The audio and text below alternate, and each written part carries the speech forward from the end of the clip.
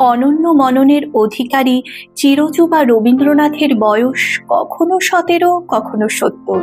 তার জীবনে নারী প্রবাহ কিন্তু অবিরল। সে নারী বিচিত্র বেশে মৃদু হেসে খুলিয়াছে দ্বার থাকিয়া থাকিয়া। কখনো এই নারী মারাঠি মেয়ে আন্না, কখনো জ্যোতিরিন্দ্রনাথের স্ত্রী নতুন বৌঠান কাদম্বরী, কখনো ভাইজি ইন্দিরা, কখনো লন্ডনের লুসি, আর্জেন্টিনার ভিক্টোরিয়া, জাপানের তোমি, কাশীর রানু বা পুরীর হেমন্তবালা। তরুণী নারী রবীন্দ্রনাথের প্রেরণার পরম উৎস। তার গানে, কবিতায়, অসংখ্য চিঠিতে, ছোট গল্পে, উপন্যাসে, নাটকে এবং তার আঁকা ছবিতে এই নারীরা রেখে গেছেন তার আসা যাওয়ার চিহ্ন, মিলন বিরহের অভিজ্ঞান, ভালোবাসার উদযাপন। রবীন্দ্রনাথ আজীবন ক্লান্তিহীন ছিলেন নারীর এ শোনায়। এই গোপনচারিণীদের কারো কথাই খুব স্পষ্ট করে বলেননি রবীন্দ্রনাথ।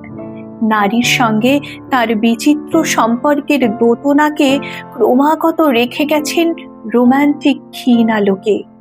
তার কবিতার প্রেয়সী মিশে যাচ্ছেন তার চিঠির গোপন মেয়েটির সঙ্গে।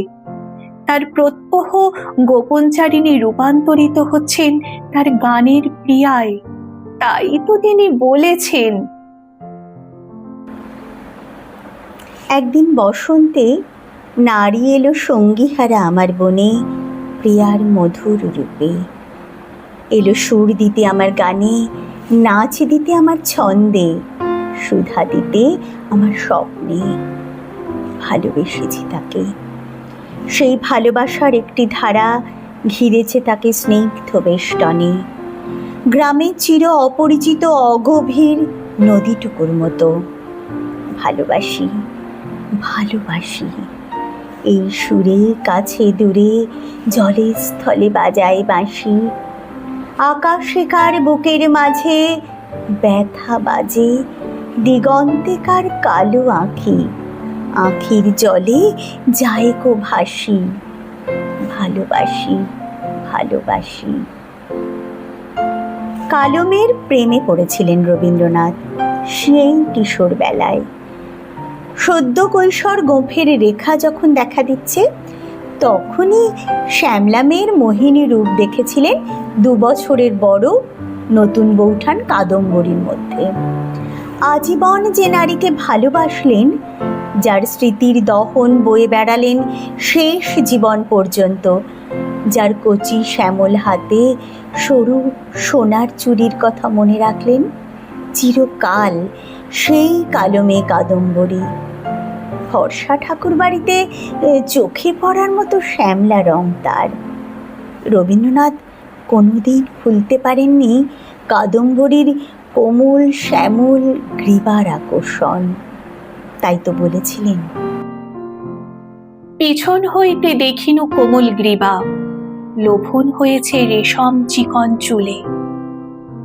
1882 সাল শেষ হলো রবীন্দ্রনাথের প্রথম বিলেত ভ্রমণ। ফিরে এলেন জোড়াসাঁকোর ঠাকুর বাড়িতে। সেখানে তার পথ চেয়ে দিন গুনছিলেন নতুন বৌঠান কাদম্বরী। রবীন্দ্রনাথ তখন 21, নতুন বৌঠান 23। যৌবনের প্রারম্ভে বিলেত থেকে ফিরে যেন নতুন করে দেখা হলো নতুন বৌঠানের সঙ্গে। তিনি ঠাকুরবাড়ির আর সকলের মতোই নন। ব্যবহারে, কথাবার্তায়, ভাবনায়, কাজে, অবসরে একেবারে আলাদা। সেটা রবীন্দ্রনাথ গভীরভাবে অনুভব করলেন। নতুন বৌঠানের এই অনন্যতা তাকে টানলো। সেই নতুন বৌঠানের কথায় যেন ধ্বনিত হলো তার কবিতায়, ওগো ভালো করে বলে যাও, বাঁশরি বাজায় যে কথা জানাতে, সে কথা বুঝাইয়ে দাও। যদি না বলিবে কিছু, তবে কেন এসে মুখ পানে শুধু চাও।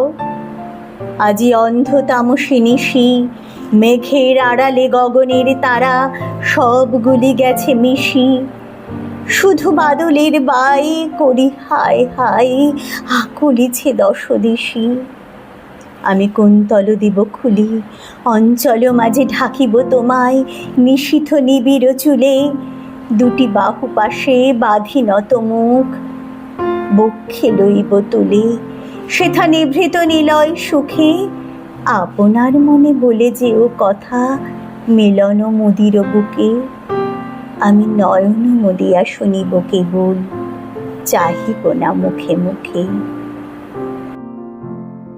কাদম্বরী রবীন্দ্র জীবনের প্রথম নারী, যিনি ঘটিয়েছিলেন সেই মুগ্ধ রসায়ন, যার থেকে রবীন্দ্রনাথ আজীবন বেরিয়ে আসতে পারেননি।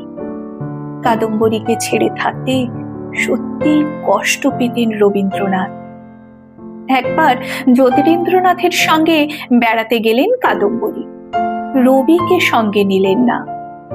বৌদির বিরহে রবি লিখলেন, চলে গেল, আর কিছু নাহি কহিবার, চলে গেল, আর কিছু নাহি গাহিবার। শুধু গাহিতেছে আর শুধু বলিতেছে, চলে গেল সকলেই, চলে গেল সকলেই গো। বুক শুধু ভেঙে গেল, চলে গেল গো। এই বৌদির উদ্দেশ্যে লেখা যায়, শ্রাবণের ধারার মতো পড়ুক ঝরে, পড়ুক ঝরে। তোমারই সুরটি আমার মুখের পরে, বুকের পরে। পূবের আলোর সাথে পড়ুক প্রাতে দুই নয়ানে, নিশীথের অন্ধকারে গভীর ধারে পড়ুক প্রাণে। Kadambari and Rabindranath fall in love with each other, and this intense passion released in Rabindranath a flood of creativity. There is an incessant flow of songs and poems from his pen about the ecstasy and anguish of love, either celebrating the joy of union or expressing the pains of separation, desire and despair, coalescence. পথ বেঁধে দিল বন্ধনহীন গ্রন্থি, আমরা দুজন চলতি হাওয়ার পন্থী। রঙিন নিমেষ ধুলার দুলাল, পরাণে ছড়ায় আবির গুলাল। ওড়না ওড়ায় বর্ষার মেঘে দিগঙ্গনান নৃত্য। হঠাৎ আলোর ঝলকানি লেগে ঝলমল করে চিত্ত। নাই আমাদের কনক চাপার কুঞ্জ, বনবিথিকায় কীর্ণ বকুল পুঞ্জ। হঠাৎ কখন সন্ধ্যাবেলা, নামহারা ফুল গন্ধ এলায়। প্রভাত বেলায় হেলা ভরে করে অরুণ কিরণে তুচ্ছ। কাদম্বরী যে ঠাকুর পরিবারের আর সকলের মতো নন। তিনি ব্যবহারে, কথাবার্তায়, ভাবনায়, কাজে, অবসরে একেবারে আলাদা, সেটা বুঝেছিলেন রবীন্দ্রনাথ। নতুন বৌঠানের এই অনন্যতা তাকে আকর্ষণ করেছিল। এই নিঃসঙ্গ তরুণীর রোম্যান্টিক কল্পলোকে ক্রমশ প্রবিষ্ট হলেন রবীন্দ্রনাথ। স্বামী জ্যোতিরিন্দ্রনাথের সঙ্গে কাদম্বরীর বয়সের অনেক ফারাক। মাত্র 2 বছরের ছোট দেওর রবির কাছে যে বন্ধুত্ব, মায়া, মমতা, একাত্মতা পেয়ে গেলেন কাদম্বরী, তা আর কারো কাছেই পেলেন না। জ্যোতিরিন্দ্রনাথ সরে রইলেন সম্ভ্রম ও শ্রদ্ধার দূরত্বে। কাদম্বরী ছড়িয়াছেন রবীন্দ্র মননে এবং কল্পনা স্তরে স্তরে। বৃষ্টির মতো ছেয়ে আছেন রবীন্দ্র মেঘের মনোভূমি। রবীন্দ্রনাথের গানে, কবিতায়, ছবিতে তার আসা যাওয়া, তার কাঁকনের কিঙ্কিনি, তার চোখের চাওয়ার হাওয়া, তার জন্য গোপন গহন ব্যাকুলতা, তার সঙ্গে বিচ্ছেদের বেদনা। নতুন বৌঠান কাদম্বরীর মতো আর কোনো নারী রবীন্দ্রনাথকে স্পর্শ করেননি। রবীন্দ্রনাথ ভুলতে পারেননি তার প্রিয় নতুন বৌঠানের চোখ। সে মুগ্ধতা ফিরে ফিরে এসেছে তার কবিতায়, গানে, ছবিতে। অনুরাগ অলস কাদম্বরীর আঁখি। ঠাকুরবাড়ির দক্ষিণ ছাদে রবীন্দ্রনাথের যৌবন, নিকুঞ্জ দোলন চাঁপা, চামেলি, করবী, তার সদ্য গা ধুয়ে আসা বৌঠানের সান্ধ্য সৌরভ, গ্রীবার পাশে লোভনীয় রেশম চিকন চুল, সব মিলিয়ে এমন এক মায়াবী আচ্ছন্নতা, যার থেকে সারা জীবনই বেরিয়ে আসতে পারলেন না রবীন্দ্রনাথ। এক অর্থে কাদম্বরী রবীন্দ্রনাথের প্রথম ও শেষ নারী।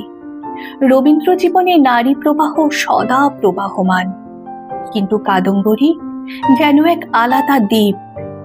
তার কাছ থেকে কখনো ভেসে যেতে পারেননি কবি। সেখানেই বারে বারে নোঙর ফেলেছে তার মন। অল্প বয়সের ইন্দ্রিয় উষ্ণ রোম্যান্টিকতা বারবার ফিরে এসেছে তাঁর লেখায়।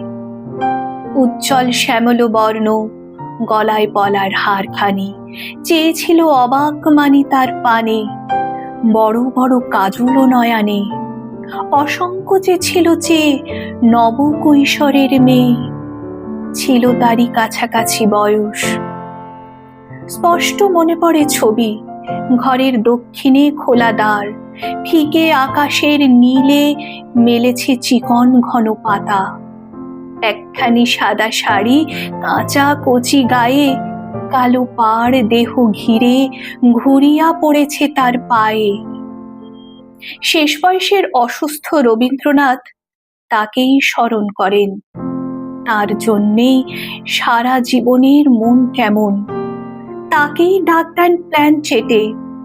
বিশ্বাস করেন ভোরবেলায় শীতের বাতাসে অশরীরী সেই মেয়েই শিরশিরিয়ে যান তার শরীরের ওপর। নতুন বৌঠানকেই বরণ করে নিয়েছিলেন রবীন্দ্রনাথ তার সত্তার অন্দর মহলে। No love is forever. Man and woman come together, live for each other intensely, fall apart. But the pain of missing remains forever. The joy of union is less abiding than the anguish of separation. And out of that pain is slowly born a beauty. তুমি রবে নীরবে হৃদয় মম, নিবিড় নিভৃত পূর্ণিমা নিশীথে নিশম। মম জীবন যৌবন মম অখিল ভুবন, তুমি ভরিবে গৌরবে নিশীথে নিশম। রবীন্দ্রনাথ আজীবন খুঁজেছেন সেই নারীকে যে তাকে বুঝবে, দাবি করবে তার কাছে অন্তরের ধন। কাদম্বরীর মতো যার প্রেমের সমারোহে উদযাপিত হবে তাঁর জীবন। কালো মেয়ে কাদম্বরীর কাছ থেকে কোনো দিনই পালাতে পারেননি রবীন্দ্রনাথ। তার প্রান্তিক জীবনে আঁকা ছবির মধ্যে ফিরে ফিরে এসেছে সেই মেয়ে, চারধারে তার অন্ধকার। সেই আধারে ধূসর বিধুর এক মেয়ে, যেন একই মেয়ে বারবার। সে ছবি কাদম্বরীর কৃষ্ণকলির। কৃষ্ণকলি আমি তারই বলি, কালো তারি বলে গাঁয়ের লোক।